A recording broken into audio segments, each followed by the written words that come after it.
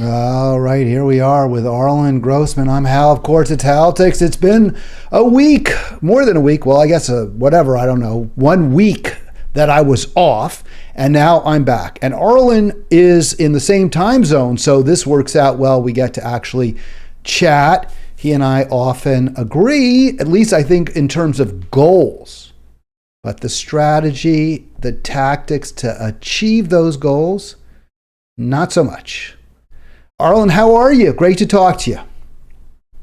I'm not hearing you, Arlen. Oh, that's on me. Now, I was about to scold Arlen because we had some technical issues, and I always blame everyone but myself. But that was my fault. Arlen, I had you muted. I did that because when I start to program, I mute my guests, so if you have to cough or what have you, we don't hear it. But now you're on. It's great to see you. How you doing? I'm doing fine. I appreciate you having me on your show. We've had some great debates on Facebook, and we're just taking it up another level and do it on your video cast. And I'm hoping it'll work out well, and I think it will. I don't see why it wouldn't. In fact, the last time we spoke online was our debate, the great debate over whether Trump is indeed the worst president of all time. I think we came to a agreement at the end of that conversation that indeed he is not the worst president of all time. That was my position. Yours, you defended it as well as I think anyone has, but since it's just not the case, how could you win that argument? I mean, there's nobody like Donald Trump. He's just unprecedented and totally, out in another world. He's sui generis, no question about it. And he is now the subject of yet another, I believe this is the third indictment that's been brought against him. And a fourth is possibly coming. The fourth would be in Georgia for also some type of election tampering or fraud.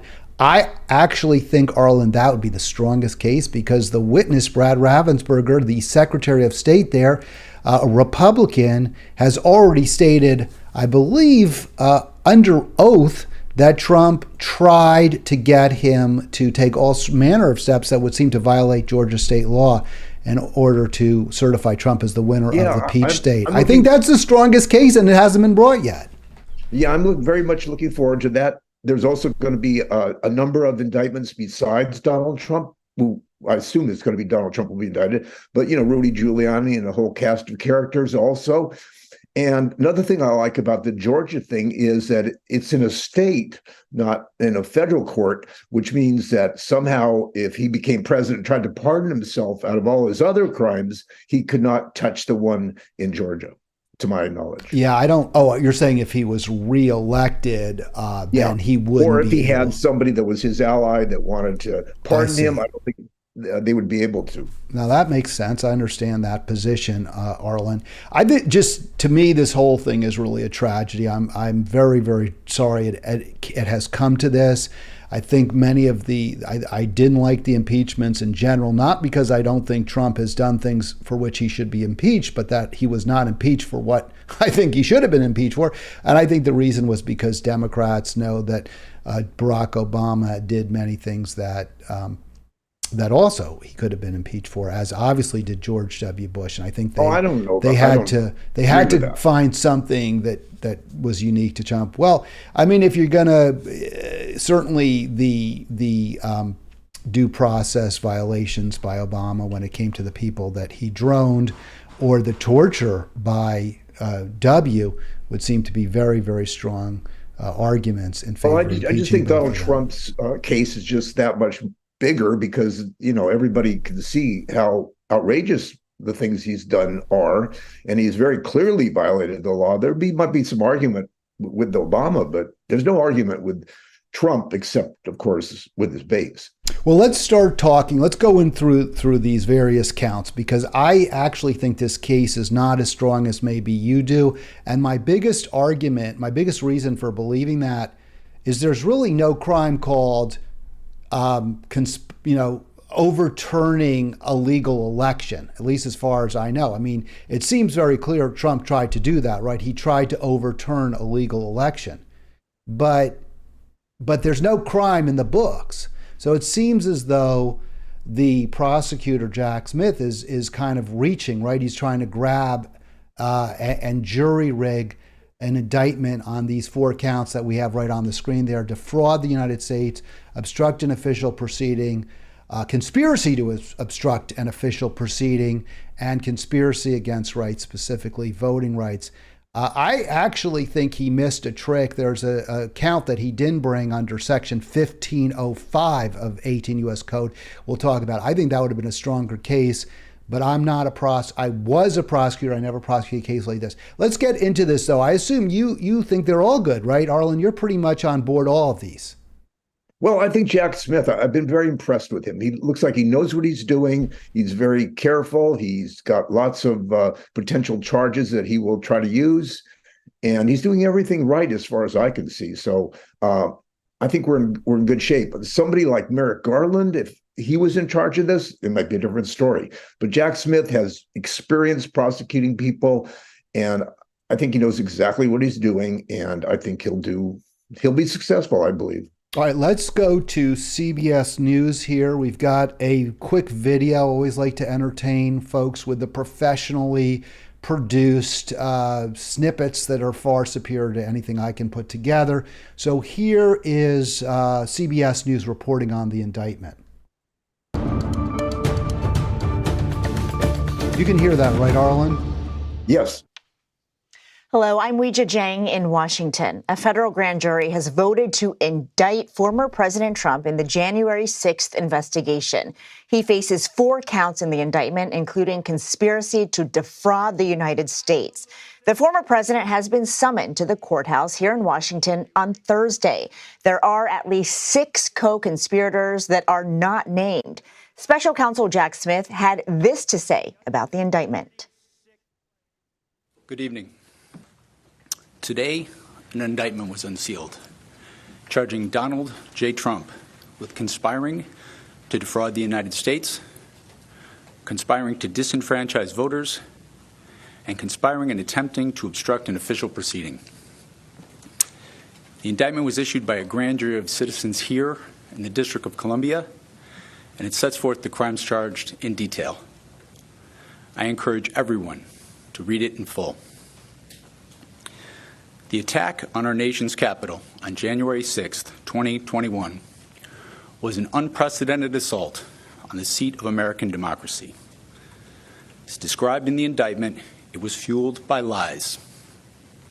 Lies by the defendant targeted at obstructing a bedrock function of the U.S. government, the nation's process of collecting, counting, and certifying the results of the presidential election.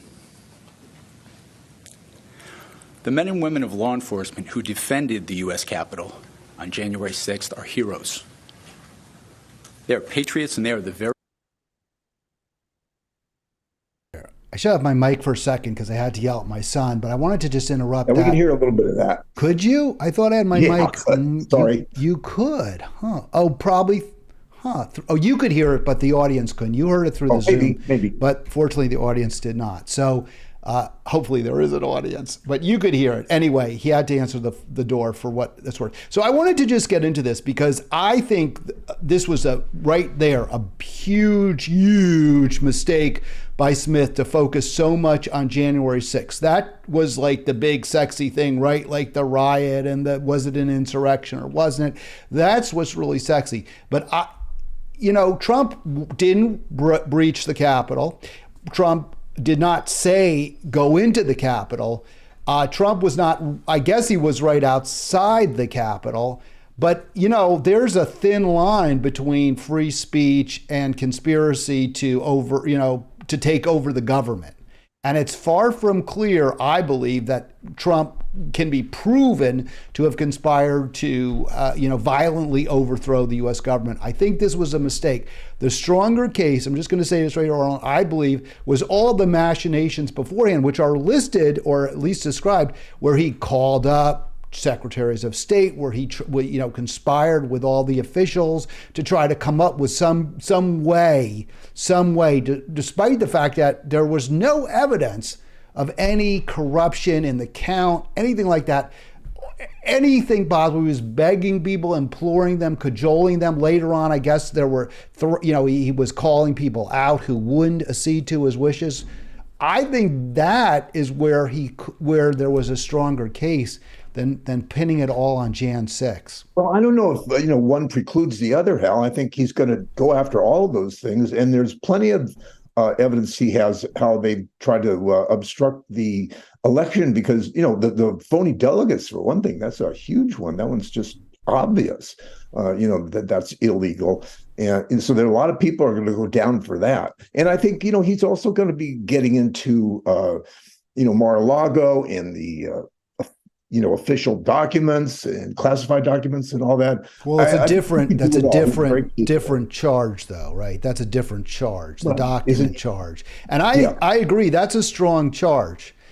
Trump really put himself, he's so stupid, right? There were so many ways he should have acted that could have avoided all this. Just invite the FBI in from the beginning. Don't tell his lawyers to lie. Don't have people hide it. What Hillary did with her server was really bad. I think we can all agree. She took government documents and put them on a server. She lied about whether, or maybe she just was ignorant when it came to whether you could use a private email address. You couldn't.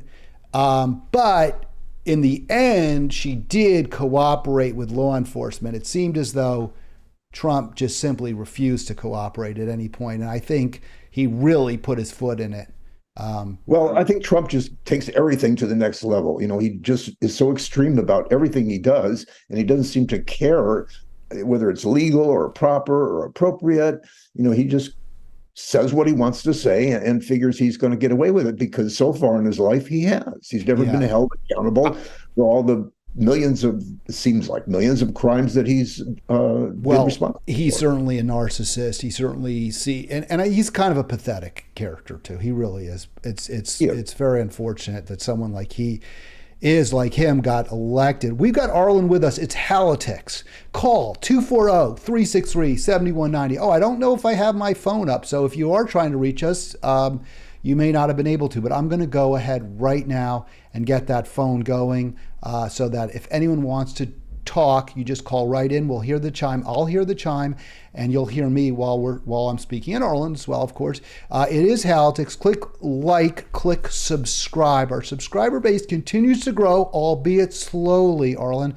I want to see it continue with more and more folks being part of Halitics. And really, I can see the number of views, so I can see that you're getting people to watch, and that's good, and hopefully it will continue to grow. Well, we need more views, and we need more subscribers. Arlen, I was really pleased. I'm digressing here because I want to get into the topics, but I just want to say I was really pleased when you reached out to me. I did not reach back out to Arlen. We had a somewhat contentious call, and we go back and forth on Facebook. It's not always, I don't think we're ever rude. I try to never be rude or disrespectful. Some people think I am, but it can get heated.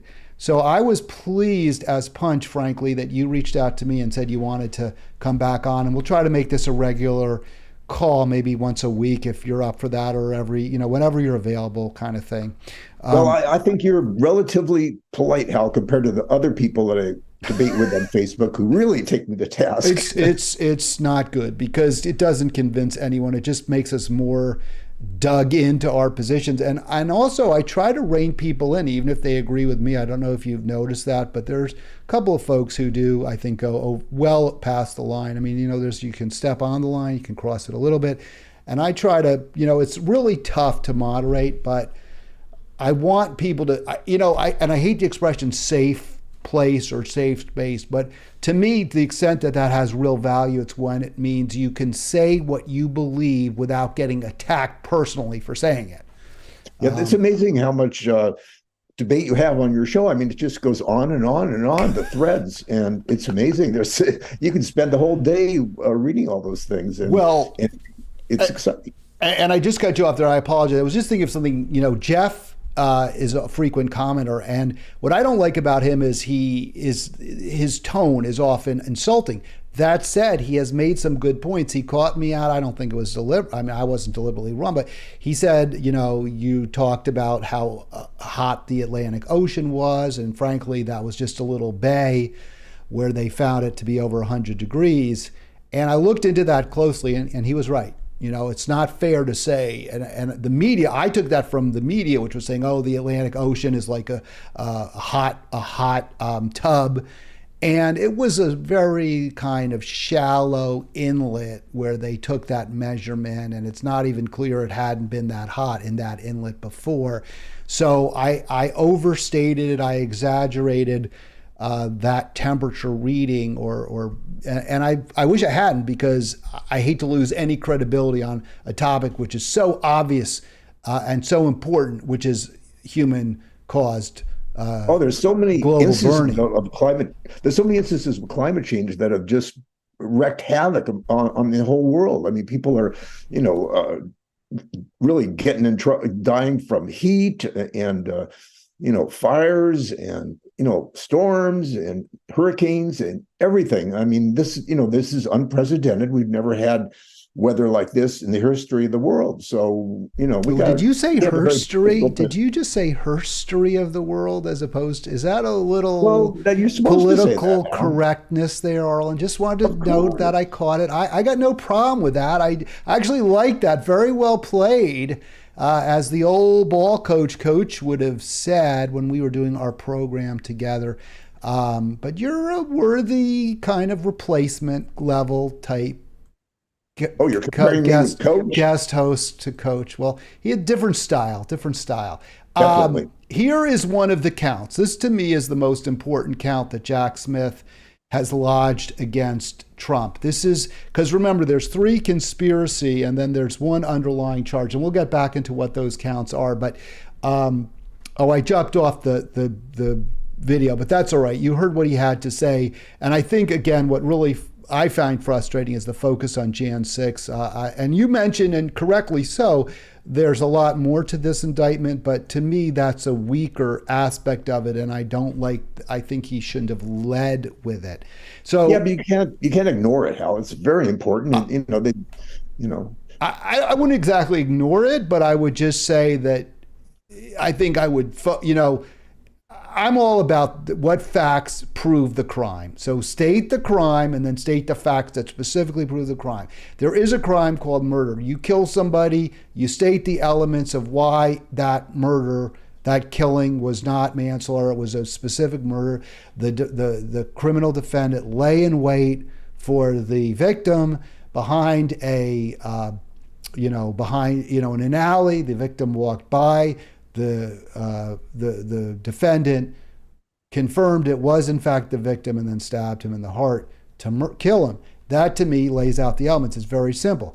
I don't think a 45-page indictment, and I understand why Smith did it, it's a lot tougher because there's no charge called criminally overturning a legal election result, which I think there should be. There should be that crime, but there isn't. So they have to kind of push together a bunch of other actions and say they meet some other definition. Hal, that there is an exception to the murder thing you were just talking about, and that is if you shoot somebody on Fifth Avenue, it is possible to get away with it, and one person can do that. Well, you could, but that person could still be indicted, charged, and brought to trial. They might not get convicted, but yes, we can't always win charges, but in trials, but we can at least bring them based on crimes.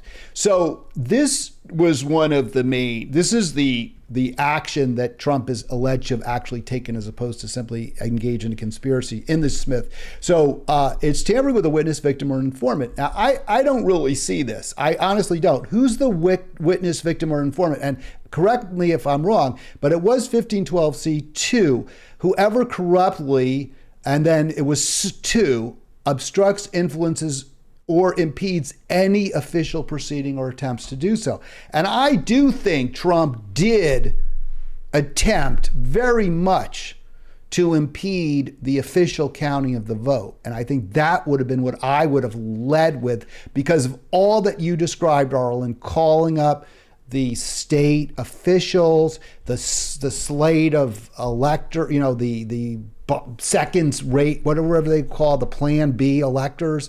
That to me, alternative delegates, that would have been a very strong argument, I think, and I'll get to why I think that would have been a better claim. But I don't see who are the witnesses, victims, or informants that he was tampering with, or am I missing something here? Well, there's so many things going on with all this. I mean, there were the Washington police that were getting attacked, and there was so many things going on. I don't it was just incredible. All right, so we have some banging going on in my house right now. We had a flooding, and you may hear the hammer, so I may just try to mute myself wherever possible. But I want to go back because I think the stronger claim, and I'm going to go quickly show this first, is that transition there. So there you go. Don't show slides at right. Okay, so here we go. Here's the indictment again that was brought in U.S. District Court for the District of Columbia. And I apologize for the hammering, but there's not much I can do right now. Maybe I'll play a video in a second. But so 1512 C2, obstruction of an attempt to obstruct an official proceeding.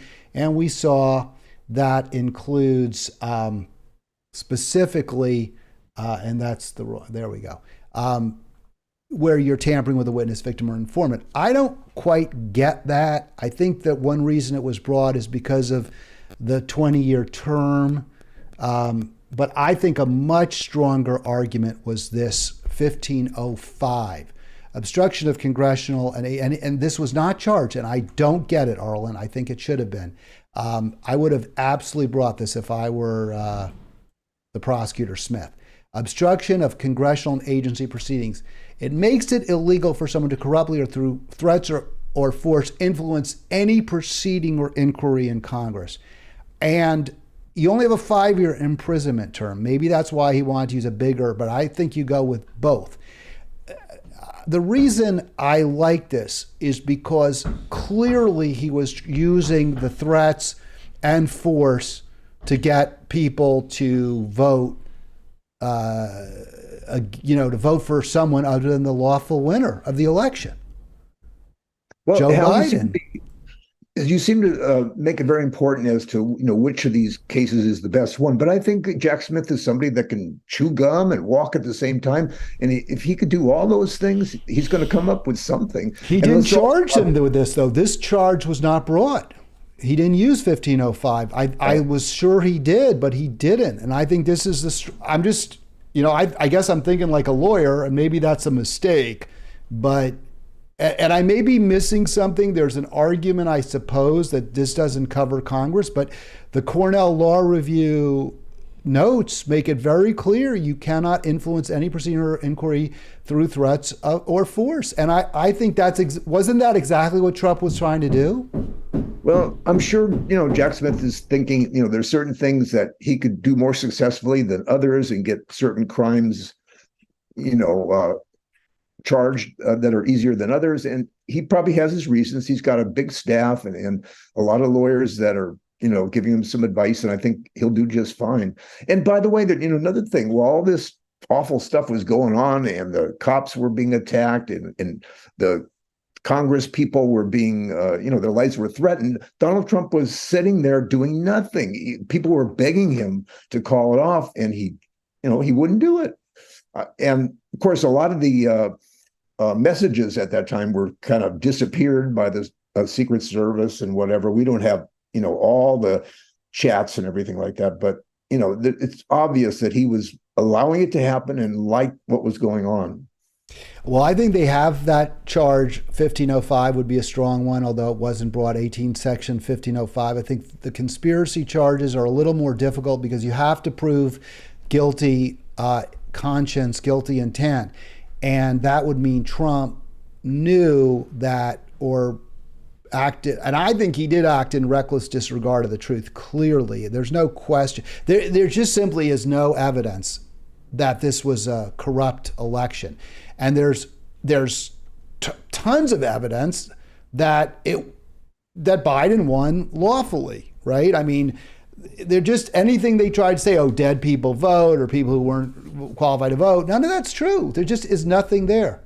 By the way, PT says, I think the show is much better with the give and take that a guest introduced. I hope that Arlen would be on every day. Wow. Did you pay him? Did you call him before this program, Arlen, and yell at him and say, you have to call, you have to post that? I have to admit, I use the name PT just to, get myself voted. I don't think you did, because I know you're not that. I don't know if you're that good on the computer to actually have a fake ID. Plus, I know who PT is, also, AKA Shade. I don't think he minds my.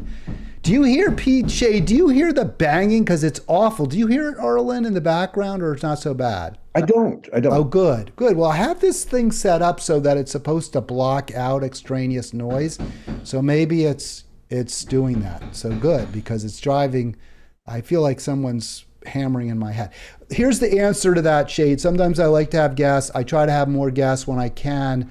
But if you really want give and take, here's the best way to do that when Arlen's not on one of our other guests. Call. I agree. It is good to have give and take. I love it when John calls.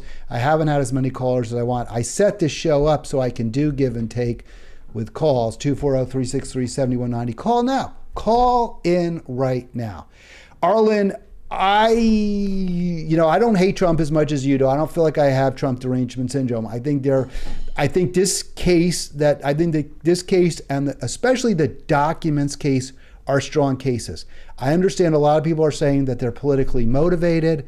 I don't disagree. There is definitely political motivation, but that's part of checks and balances, right? I mean, that's why you have competing groups of people seeking power, so they will hold each other accountable rather than, or hopefully will, and they have to do it by convincing the people. So fine, let the Republicans make their defenses, make their arguments, and we'll, let the chips fall as they may. That said, that's why I want the strongest case possible brought, and not one that just clearly looks on its face to be, a kind of a stretch. I don't think the obstructing Congress is a stretch. That's what he did. I don't doubt it.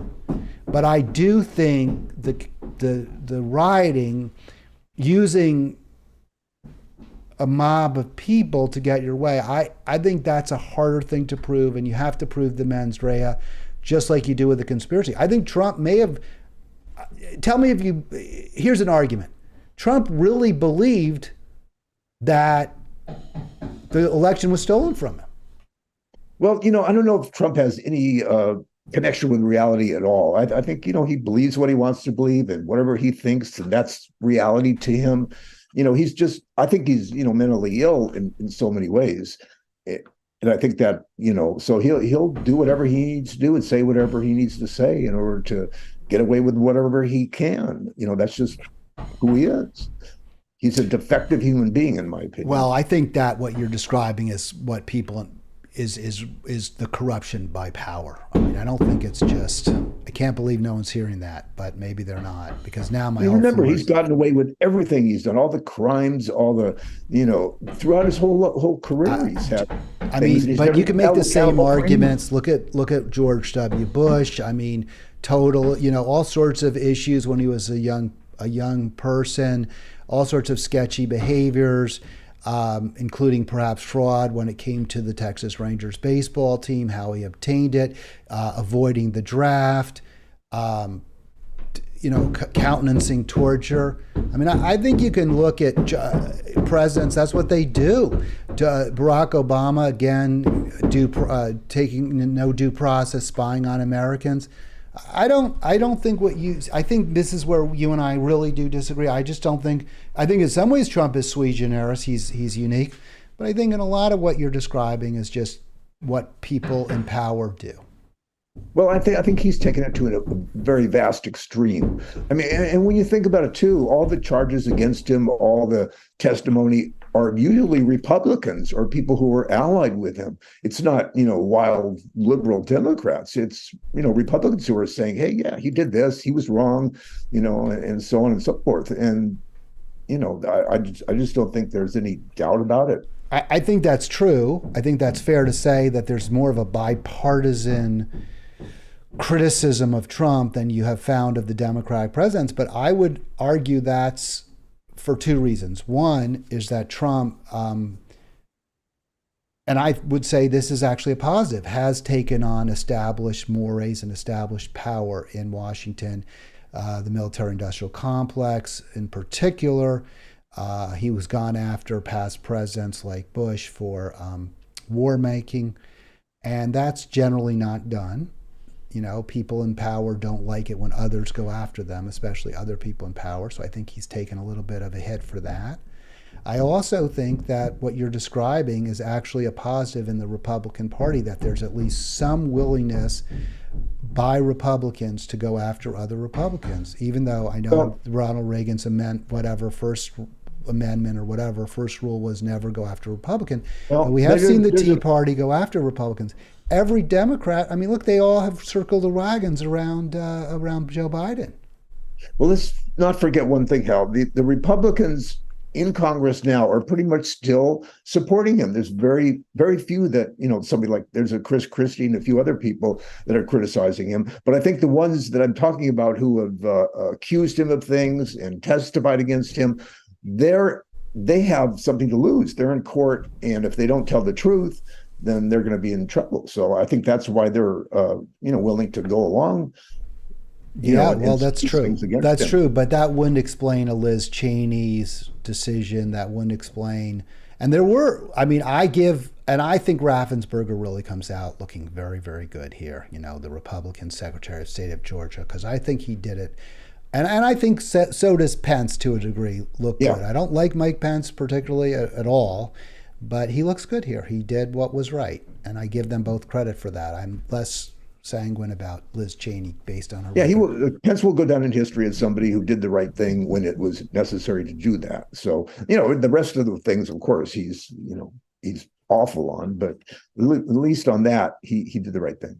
All right, Flying Robots comments. Do you have an audio stream only? I cannot watch live, but I can listen to a live stream. Yeah, the only thing you can do is you can just listen on YouTube and not watch the stream. I mean, you can get that. You should be able to get that on your phone. I don't do a live audio stream only. Also, I may bring, more technology to the table, but for now, this is what we're doing. Well, I hope everybody can see us, Hal, because I put a lot of makeup on. I don't want it to go waste. It's better to see, and also we do have some visual aids, but I'll try to make the program audio friendly too, because I'm not as young as I used to be, and look at that ridiculous hair. Arlen looks good though. Arlen looks very good, but I keep getting younger and younger. I like that. I think your stash has grown. Is it bigger? Have you added to it a little bit? It looks a little longer, droopier. It's droopier. Down. It's droopier than it used to be. In other words, I don't know if that's a good look or not. Well, I mean, it's drooping further. I don't know if it's drooping, but it's going further down toward becoming more like sideburns almost. Is that a compliment or something negative? Not sideburns, but that almost like going all the way around your mouth. I don't know. I couldn't grow a beard. My son in 2 days has a beard. I can't no matter what. Also, Flying Robot, I can hear the hammering. I'm so sorry, Robot. I get it. I told the guys not to come till 1, and they came before 1, but we had to get this done, so I apologize. I'll listen again. If it's really bad, we'll just have to take it down, or I'll come back. We'll do this another time. All right, I think we've talked a lot about Trump. Do you have a final word you want to say? Because I want to move on to preventing another Trump, which is another way you and I have real disagreements, because I'm more about preventing neo-lib, neocon warmongers and fascists and proto-fascists and neo-fascists from taking power, rather than just stopping one individual who, for many, is the face of evil in this country. Well, we got priorities, and I think it's a priority to get Trump out of there, because he's just ruining the country as far as I'm concerned. So, and what really bothers me a lot too is all the Republicans who let's say right after January 6th were saying, oh, Trump's responsible, Trump's bad, this and that. And then all of a sudden they turn around and saying, oh, well, he's not so bad after all. He really has done a good job. And, people like Lindsey Graham and Mitch McConnell, Kevin McCarthy, they all had negative things to say about him right after January 6th, but now you don't hear any of that.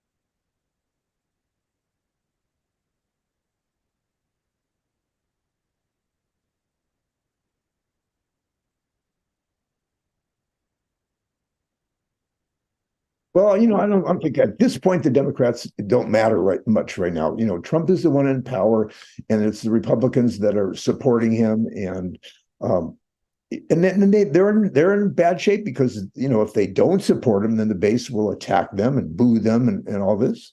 So they are in an unenviable position of the Republicans, and they don't really know what to do actually at this point.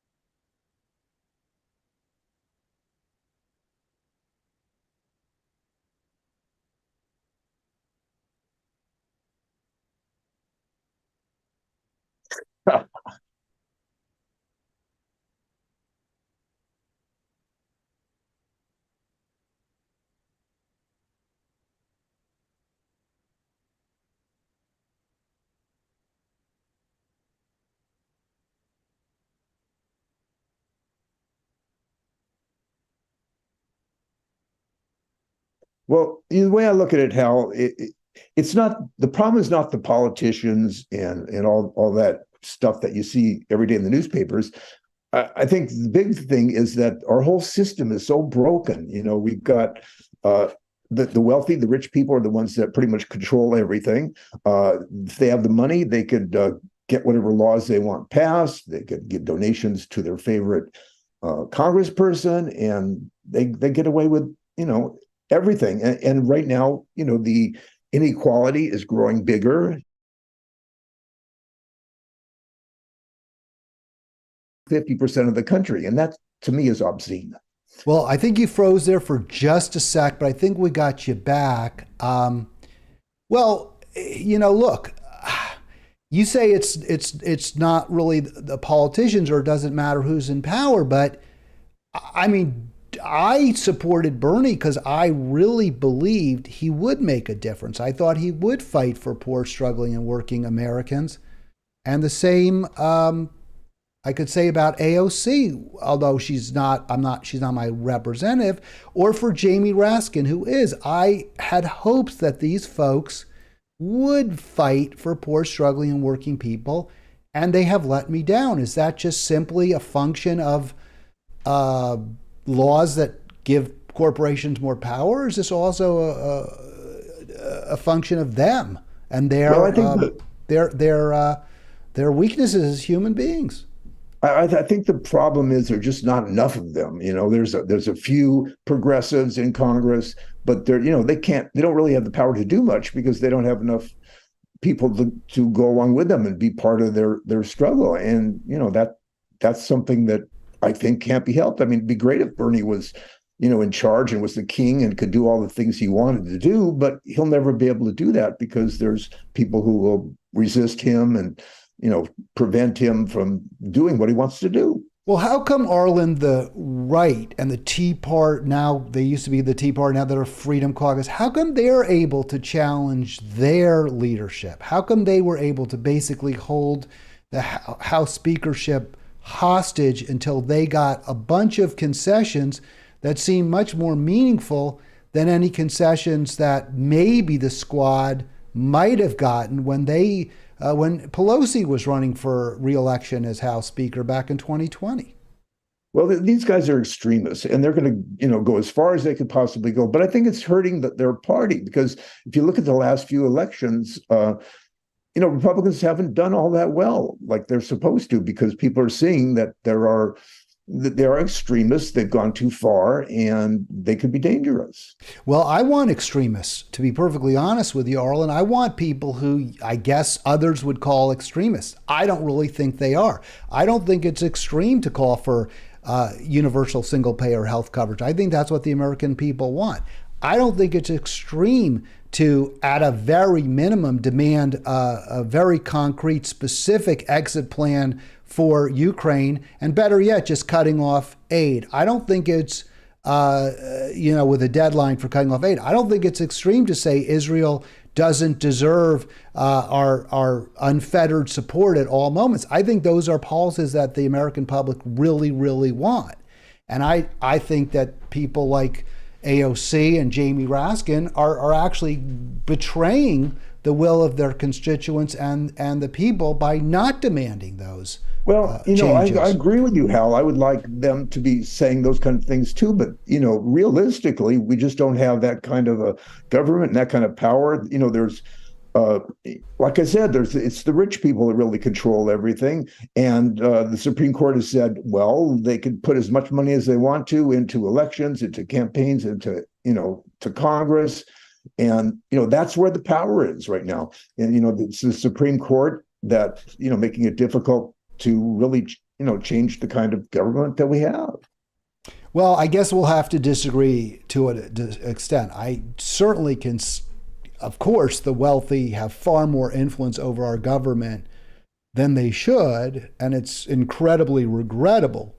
But I don't think that absolves progressives in Congress from taking much stronger steps than they have and using power and influence when they could. And I don't think they would get in trouble and they wouldn't be successful. And so it'd be a waste of time, I think. I don't think it would be a waste of time, because what good does it do not to challenge them? What good does it do not to challenge power? What good does it do to go ahead and unanimously vote for Hakeem Jeffries to be House Minority Leader, or to vote for Biden's dirty debt ceiling deal, where he, throws in as a benefit, just as a sop to Joe Manchin, that we're going to complete the Mountain Valley Pipeline, which is a huge carbon bomb in the midst of the hottest year ever. How is that? What good does it do to go along with those policies? Well, yeah, but they're not going to get anywhere, because we're basically a conservative country, and we've got a corporate media that is, pro capitalism and all those things, and would resist anything like. Well, I guess we just have to even there. I think we disagree on what it means to be conservative. I think there's certainly a reaction to much of the cultural, for want of a better term, wokeism that many on the left seem to have embraced. I agree. I don't think that we're conservative when it comes to having a far more equitable wealth distribution. I think that's what most Americans very strongly favor. I think a big thing that most concerns me is the media out there. You've got all these right-wing news sources like Fox News and all their copycats, and all the right-wing, talk radio people and internet things. There's a lot of that out there, and they're willing to lie and make up things and push real CNN, hard. MSNBC, they're certainly lean left when it comes to going after Trump. But they're two. And New York Times, Washington Post. I agree there's a lot of dishonest media out there. It's our job, though, as media personalities, Arlen, to really take on the challenges. This challenge, both to debunk all media when it's carrying water for elites. All right, we've got about 12 more minutes left. We've got 15 minutes. We're going to go for just one solid hour. I took us off the screen, so I want your comment on this point that I think Brooks makes very, very powerfully, why it is the fault of the affluent classes and their politicians. We support policies, meaning, I guess, Democrats and Republicans, both, that help ourselves. Free trade makes the products we buy cheaper. Absolutely, our cell phones, our PCs, and our jobs are certainly less likely. I don't think it's true to say they're unlikely. Many higher end jobs now, like law firms, we're actually ultimately stabbing ourselves in the throat, cutting our own throat, whatever term you want to use. Shooting ourselves in the foot, because jobs are being, even upper middle class jobs, legal work is being moved to India. Tech work, which has always been highly paid, film work, all of this is being moved to Asia as much as corporations can possibly do it. The movie profession is more fraught than ever. But yes, it is absolutely true that free trade has certainly done in working class people to a much greater degree than higher paid jobs to begin with. It is true, open immigration does make it cheaper to hire people from Latin America to clean our houses, but we're not the one. But those aren't jobs that elites generally occupy. In other words, domestic work. What about this too? I'll let you respond to all that. We use these big words like problematic, cisgender, Latinx, but folks feel like they're under assault. Their culture's under assault. And finally, and that you couldn't say something today that if you said it 5 years ago, you get a big laugh at your office. Yeah, no, and you're right about that. And I think the problem is you've really got two countries right now. We're so polarized that you've got, one kind of country one part of the country that could deal with those kind of words. And then you go to the red states and they have no idea what you're talking about, this cisgender and Latinx and all that. That they're uncomfortable with how much our culture has changed. And so they're resisting it. And that's why they support Donald Trump and Republicans.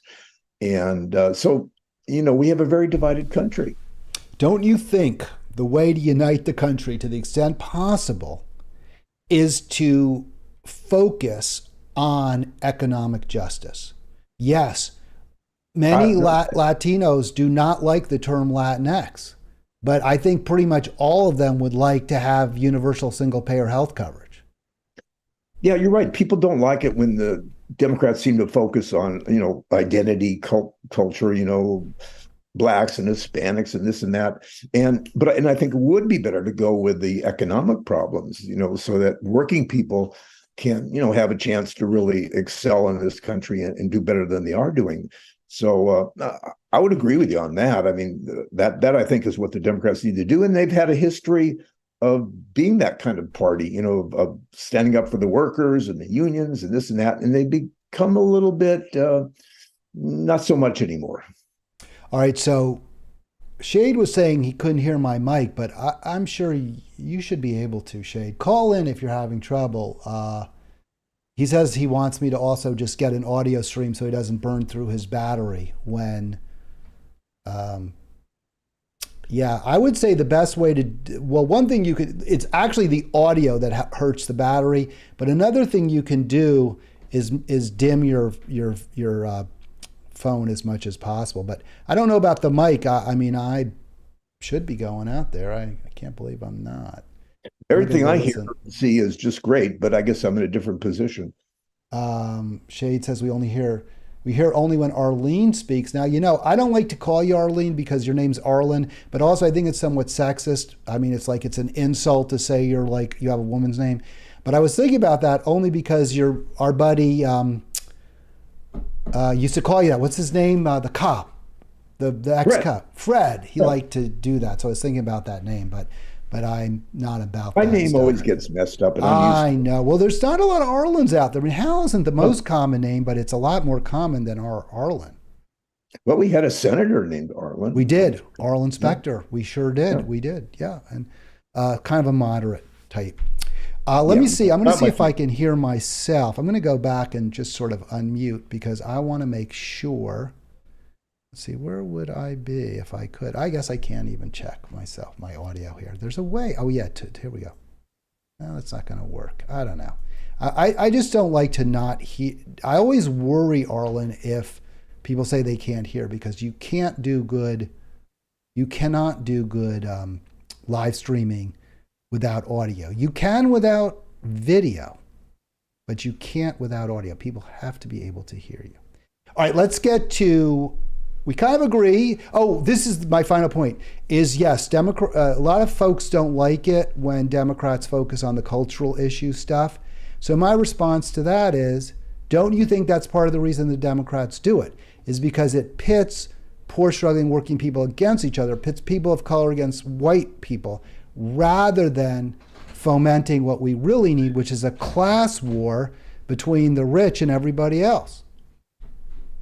Yeah, well, that's true, and I think that's the major issue. It's the class issue. It's the working people are struggling, and other people are doing quite well if you're in a corporate environment. So, um, yeah, I think if the Democrats could move in that direction more, I think they would be better off.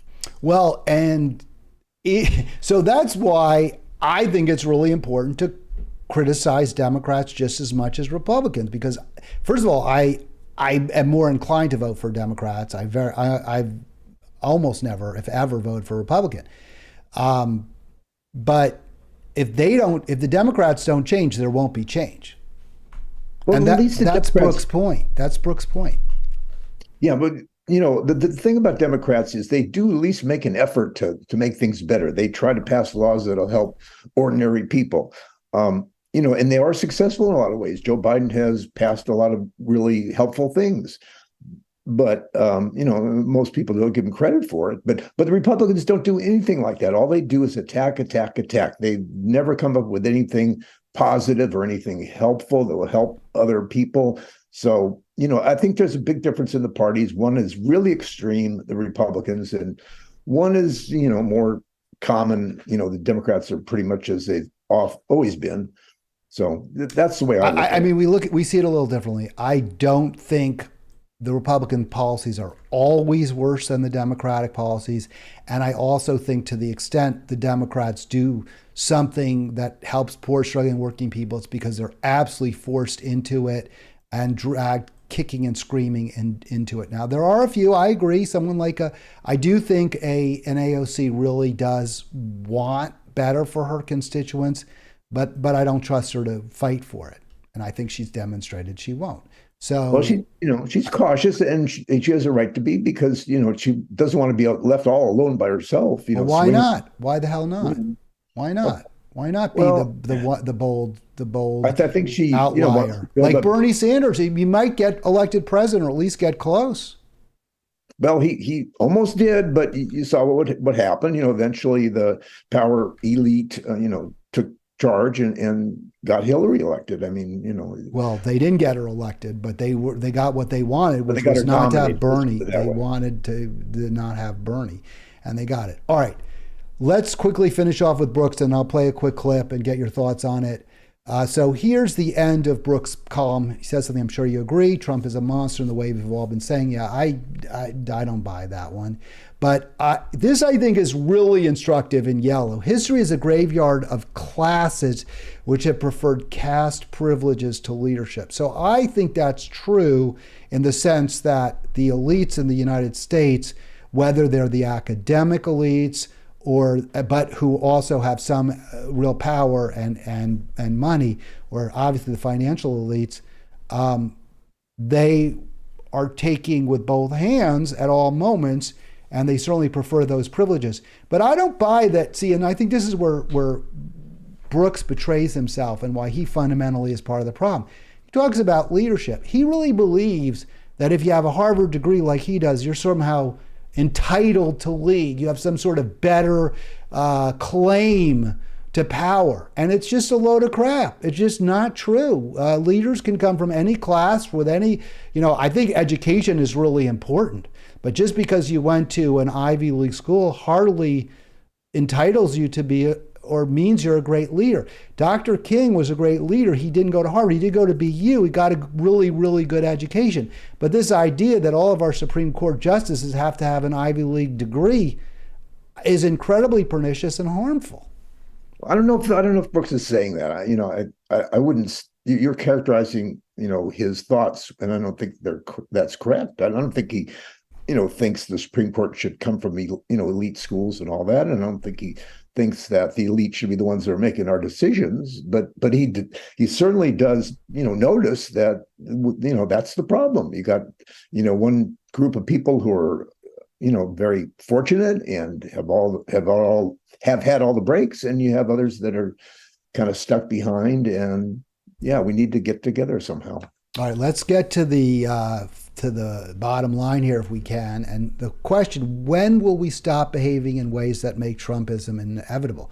I'm going to say the answer to that question is when we stop voting for the lesser of two evils, when we stop saying we have to vote for Joe Biden because the alternative is so much worse. So that's direct opposition to your position, Arlen. So your response. Well, I as I said before, I think it's our system. We have to change the system. We can't have money being the totally, most important thing in regards to government and, politics. It's just not going to work. And unfortunately, we have a Supreme Court that's not going to change that. So it does make it difficult. And, I guess we'll just have to wait for a while until we're able to do that. Well, how can we we can't even get a Congress, though, that would pass laws at this point. And I agree that, the Citizens United case was incredibly harmful. I think Bush v. Gore was an incredibly awful decision that really put us down this road where we are now. And I think it's going to be very, very hard to get off of it. I guess what I'm saying is the only way I can see us getting off of it is if we vote for people who aren't part of the duopoly, because both parties are corrupt. I agree that's going to be very, very hard to do, but I just don't know what else we can do, Arlen. Yeah, I don't have any easy answers either, Hal. I just hope we could just wake up, get rid of these right-wing extremists, and try to move forward in a better direction. Well, I guess I just don't. I think, well, yes, but also it's not just right-wing extremists. It's the whole, as you said, it's the whole ball system. of wax. But yeah. As you said, I do feel like I do. To me, this is the answer. And let me play this, and I certainly will get you to comment as well, Arlen. But to me, this is the answer. I don't hate Brother Trump. I just hate mendacity. I hate gangster behavior. I don't hate Brother Biden. I just hate hypocrisy. I hate neoliberal policies that don't speak to the needs of poor and working people. And, the legacy of Martin King is always what? Beginning with the least of these. I speak also as a revolutionary Christian. It's the least of these, those in prison, the hood, in the barrio, on the reservation, white brothers and sisters who are catching a lot of hell. That's why I'm going straight into Trump country. And I'm going to tell those white brothers and sisters, I care about you. I know you're wounded. You don't need to follow a neo-fascist Pied Piper like Brother Trump's. There's another way. All right, I want to just stop it right there. There's a little more to it. This is a 1-minute clip. I love that, Arlen. I love that he says, I'm going to go into Trump country and tell my white brothers and sisters, I love you. That's something Hillary Clinton absolutely did not do.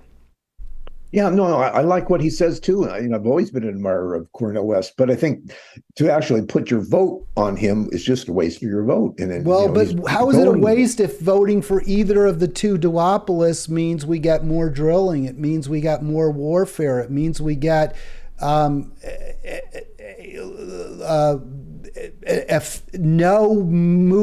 better healthcare system. Just more corruption, more inequality, more offshoring of jobs, more climate catastrophe. Well, I guess where you and I differ is I think the Republicans are way, way, way, way worse than the Democrats. I think the Democrats, you'll make some progress. They try a little bit. They don't do enough. But, the other side is just, I worry about fascism. I worry about our democracy being lost. But isn't when Barack Obama drones American citizens and kills like 50 civilians for every 4 or 5 terrorists that are targeted, including some, again, who are American citizens, or we have secret courts or police like in a democratic city like Chicago have dark sites where they take suspects and beat them. Isn't that fascism? Not quite fascism, but I don't like it either. And, but at least Obama does try to do good things, and he did do some good things, and he improved the country in many ways. But, he's not anything near Trump or any of those Republicans. All right, let me finish off because I think Dr. West does a better job explaining why I don't agree with voting for Democrats as the lesser of evil than I can. So here's our final comments from the candidate, and then I'll let you close us out, Arlen, and I'll have a final word at the end. But here we go. Why not do it as a Democrat? Well, because the Democratic Party has shown itself over and over again, and my love for my dear brother Bernie Sanders. It's shown itself that both parties now stand in the way of coming to terms with the the plight of poor and working people. 60% of our fellow citizens, no matter what color, barely making it. All right, so that unfortunately they cut it right there, but you get it. You get the point. That's the whole clip. He says because the Democrats, like the Republicans, have shown they don't care about poor, struggling, working people. So he disagrees. I guess you disagree with him too. Well, I don't like those things that the Democrats do that are that way. I agree. I have plenty of criticisms for Democrats. I just am frankly scared about, what could happen if the Democrats aren't in office. If you have somebody like, the Freedom Caucus in charge and the Trumps and all those people, I think that's a whole lot worse, and it's very scary to me. So yeah, we need to do more, and the Democratic Party needs to change, and it'll be difficult, like I say, because the fact that money does control our power in government and politics, and that's going to have to change too. All right. Thank you so much, Arlen. You hear the music coming up. I really appreciate it. You're being with me on this hour. We will continue our conversation anon. I will reach out after this so we can figure out the next call. With Arlen, remember, always call in yourselves, 240-363-7190, and I'll be back tomorrow. Click like, click subscribe. Thank you for watching. Thanks, Sal.